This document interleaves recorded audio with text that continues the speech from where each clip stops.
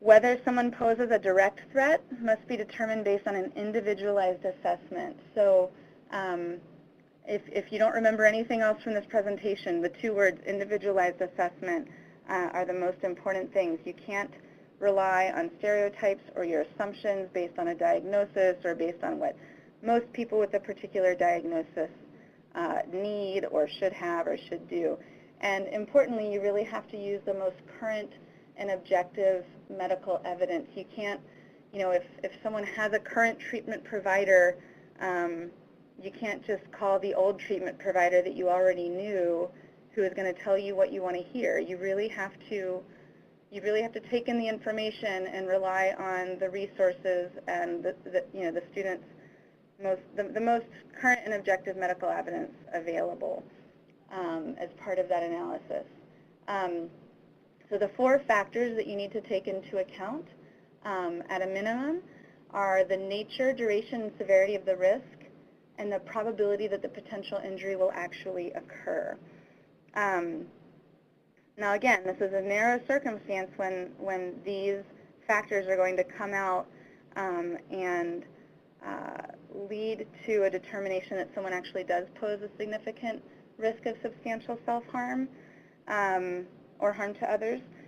So let's go through this step by step. First, you have to identify the nature of the risk. Courts have said that this requires you to identify the specific behaviors that pose a significant risk. It's not enough to say she's suicidal or he has depression or even we're afraid she's going to harm herself.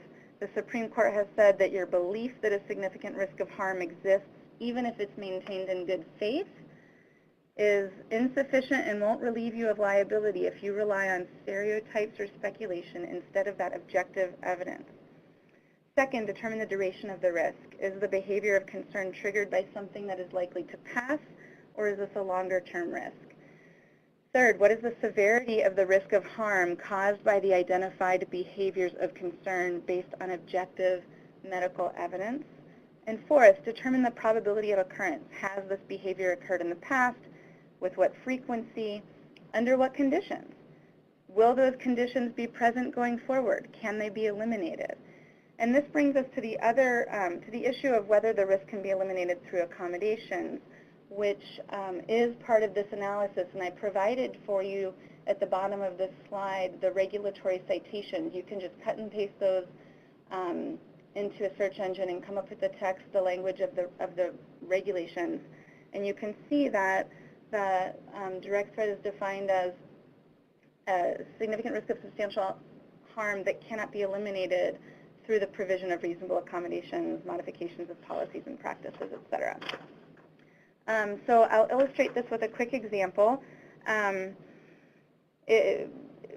which would be about someone's tendency, say that someone's tendency to self-harm can be effectively eliminated when they take medications, but the medications cause morning sedation. And for the purposes of this example, let's suppose that the student stopped taking her medications because of there's a course that's critical to her major that's only offered at 9 in the morning, and she wants to be alert for it. A reasonable accommodation might be permitting this student, so say she goes off the medications and she starts to get into a crisis situation. At that point, a reasonable accommodation might be, which she could ask for affirmatively by disclosing her disability to the Disability Support Services Office, or if she gets into a situation where she comes to the attention of folks in the counseling services or elsewhere in the administration, and people are considering taking some sort of adverse action, like requesting that she take a voluntary leave or imposing an involuntary leave. At that point, it's incumbent upon you to kind of go through an accommodations analysis and work with the student, disability support services, counseling, her own treatment providers, and figure out, in this situation, it could be quite simple. A reasonable accommodation might be permitting the student to take the course out of sequence so that she can take it the following semester when it's scheduled in the afternoon, and removing the barriers to kind of withdrawing even if it's past the drop date, and allowing her to take it the following semester even if that makes it out of sequence. If that can't happen, another reasonable accommodation could be to waive any attendance or in-class participation requirements and just tape the course lectures so that she can watch them in the afternoons when she is able to be more alert. So these are some examples of reasonable accommodations that can eliminate the student's tendency toward self-harm and allow her to remain enrolled and actively engaged in her studies. In the residence hall situation, you can imagine a situation where someone's disability and tendency toward self-harm might be triggered by a particular dynamic in the residence hall. In that case, you could explore accommodations such as granting the student a single or allowing him to live off campus, maybe with a support person of his own choice. Even where the university policies might indicate that students generally need to live on campus. These are all reasonable accommodations. The point is that you have to do an individualized assessment to figure out what kinds of accommodations will be relevant to the particular student, and only after doing this kind of extensive analysis and consideration of accommodations can any sort of involuntary leave be considered. Let's see. I want to go now to takeaways from the cases and different federal guidance. Let's see. 1, individualized assessments, not blanket or zero tolerance policies.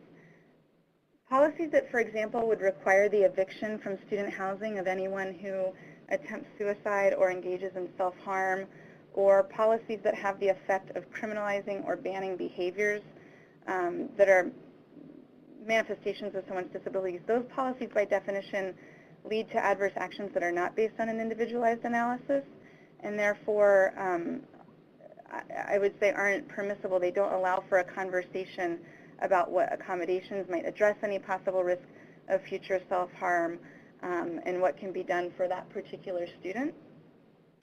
2, this is really a distillation or a further elucidation of the first point, which is that both courts and the OCR have said that any safety concerns that you have really need to be based in evidence, as we already went over, not on stereotypes or assumptions about people with particular disabilities or people whom the university believes to have a particular disability or diagnosis. The third one, the Supreme Court has said that few, if any, activities in life are risk-free, and for that reason, federal anti-discrimination law, the court said, doesn't ask whether a risk exists, but whether it is significant enough to constitute a direct threat. The Department of Justice has also said, that the risk can only be considered when it poses a significant risk, which it defines as a high probability of substantial harm. A speculative or remote risk is insufficient. You can't just require that individuals with disabilities be fully cured or symptom-free or stable for a particular amount of time as a condition of enrollment or re-enrollment. I would liken this to the situation with a student with cancer. When the cancer comes back, if their treating provider believes that they can receive their treatments and continue with the studies, it should be that same way for students with psychiatric disabilities. Now I'm getting the signal that I need to go a little faster here.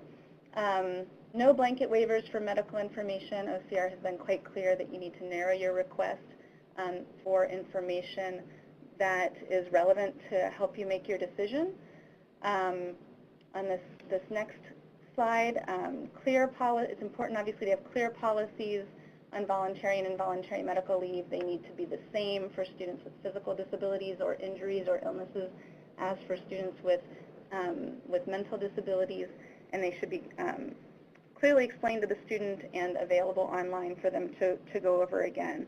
On 6, I'll just say the enrollment criteria. Let me add here quickly that OCR has stated that if the student presents a health professional's approval for returning to school following a medical leave, the school cannot require a second assessment by its own people or by a third party unless there are, quote, extraordinary circumstances.